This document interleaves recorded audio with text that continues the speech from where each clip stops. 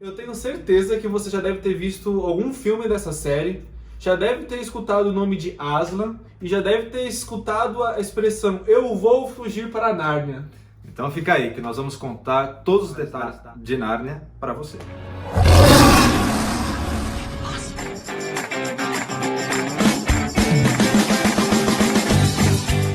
Paz, Senhor! Eu sou o Vini. Eu sou o Di. Nós somos a Trindade mais eu. eu. Você que gosta de Netflix, com certeza você já deve ter encontrado um dos filmes que foram lançados das Crônicas de Nárnia, né? Então ali tá lá rodando, procurando um vídeo, você acha. Ou no domingo à tarde, na Globo, sempre passa a reprise, né, do filme mais famoso, né, das Crônicas de Nárnia, O Leão, a Feiticeira e o Guarda-Roupa. E se você é uma pessoa que gosta de ler literatura fantástica, como livros como Percy Jackson, Senhor dos Anéis, Eragon, A Bússola de Ouro, com certeza você já deve ter se deparado com o título desse livro, As Crônicas de Nárnia. Nós hoje estamos aqui para começar mais uma série no canal. Mais uma. Estamos começando um monte de coisa. E nós vamos terminar toda, né? Em nome de Jesus. Porque o importante é terminar, né? Começar. E por isso não se esqueça de se inscrever aqui para incentivar a gente a continuar. E depois compartilha o vídeo também. Que nós vamos chamar de Especial Nárnia. Serão 5 vídeos falando sobre o universo de Nárnia. O primeiro vídeo que nós vamos falar vai ser sobre a origem e o propósito de C.S. Lewis ter escrito esse livro, que é o vídeo de hoje. No próximo vídeo falaremos sobre um resumo das 7 histórias das Crônicas de Nárnia.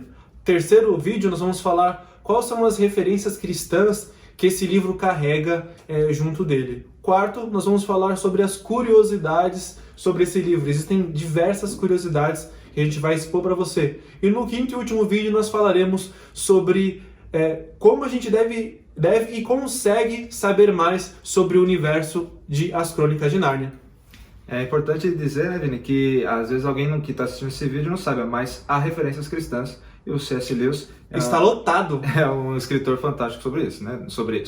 Aliás, ele é fantástico mesmo. C.S. Lewis é um em todos os sentidos. A criação do livro começa quando o C.S. Lewis anuncia: vou escrever um livro para crianças, né? Em um certo dia, durante o café da manhã, com uma boa risada, e aí, além de não ter filhos, C.S. Lewis não tinha nenhuma prática, não tinha nenhum contato com qualquer criança. Isso que é engraçado. É espantoso, né? Como que eu vou escrever um livro para criança se eu não tive nem contato com criança, não tenho filhos, não tenho, né, nenhum contato. Com exceção de encontros esporádicos com seus afilhados.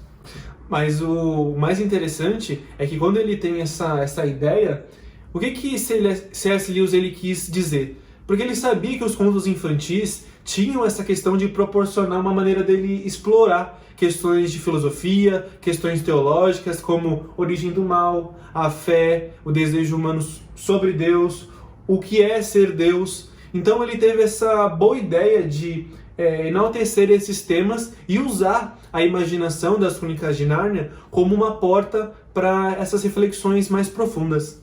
As origens dos contos de Nárnia estavam, nos diz Lewis, em sua imaginação. Veja só. Quando tudo começou com a imagem de um fauno carregando um guarda-chuva e pacotes em meio a uma floresta nevada. E a partir... If you don't mind my asking, what are you? Well, I'm a faun. A partir daí começou a organizar as ideias até deixar isso mais consistente. Nárnia foi tomando forma em sua mente à medida que ideias e imagens em sua infância começavam a se cristalizar, a se tornarem mais claras. A gente vai ver que a composição das Crônicas de Nárnia foram assim, bem fluidas, né? E surgiram com bastante facilidade. Porque a gente vai ver que C.S. Lewis ele vai escrever 5 dos 7 contos, né? Num período bem curto de tempo. Então, do meio de 1948 até o primeiro semestre de 1951, C.S. Lewis já tinha escrito praticamente todo o livro. E aí, quando ele escreve esses cinco livros, vai surgir um certo tempo de escassez, né? Então, ele vai demorar um pouquinho para escrever A Última Batalha, né? Então, ali meados de 1952. E depois, ele vai escrever o primeiro livro em último lugar. Olha que interessante. Ele escreve uma história e o primeiro livro, que seria o início da saga, ele escreve por último. Então, embora C.S. Lewis ele tenha começado a escrever essa obra a partir do segundo livro, né, que é O Leão, a Feiticeira e o Guarda-Roupa, ele só foi concluir isso em 1954. Lewis cria a oportunidade do leitor conhecer um mundo novo. que é explorado por meio de ações, aventuras, personagens. Ele escreveu uma certa vez que nos é permitido entrar em um mundo independente, que depois de descoberto se torna indispensável. Olha só, vou até repetir para você gravar bem. Nos é permitido entrar em um mundo independente, que depois de descoberto se torna indispensável. Antes de lá, não podemos imaginá-lo, depois de termos ido, se torna inesquecível.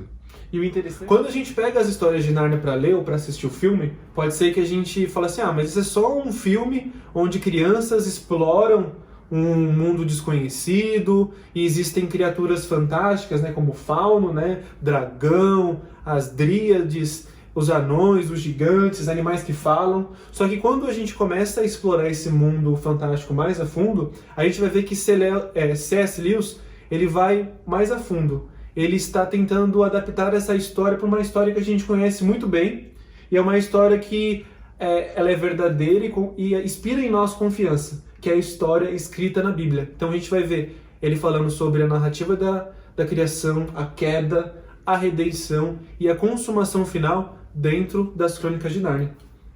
As Crônicas de Nárnia são um recontar imaginativo da grande narrativa cristã, detalhada com ideias de Lewis, que absorve a tradição cristã, como o Vini acabou de dizer, né?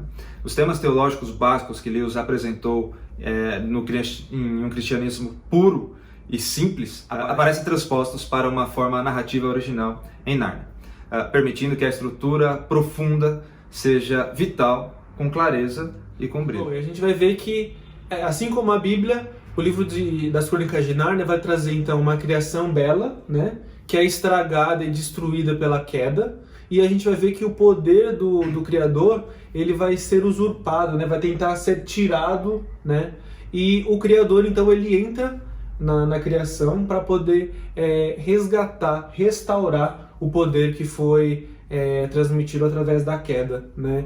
Então houve um sacrifício de um Redentor para restaurar esta obra. E, todavia, vemos que a vinda desse Redentor, a luta contra o pecado, contra o mal, ela não termina até que a restauração e transformação final de todas as coisas seja realizada. O Sobrinho do Mago trata da criação e da queda, né? Aqui nós estamos falando algumas coisas que, se você nunca assistiu, talvez, o filme, não fique, ou leu o livro, não fique tão claro. Tá? Mas a gente vai esclarecer nos próximos vídeos. Não perca os próximos vídeos. Então, o Sobrinho do Mago, ele trata da criação e a queda. O leão, a feiticeira, guarda-roupa, fala sobre a vinda do Redentor. A última batalha se refere ao final da velha ordem e à chegada da nova criação. E os outros 4 contos, Príncipe Caspian, A Viagem Peregrina e Alvorada, O Cavalo e o Seu Menino e A Cadeira de Prata, tratam do período entre esses 2 eventos. Lewis explora aqui a vida de fé, vivida na tensão entre as suas vindas, entre as vindas de Aslan. Bom, você sabia que essa foi a criação e um propósito de Lewis escrever as Crônicas de Nárnia?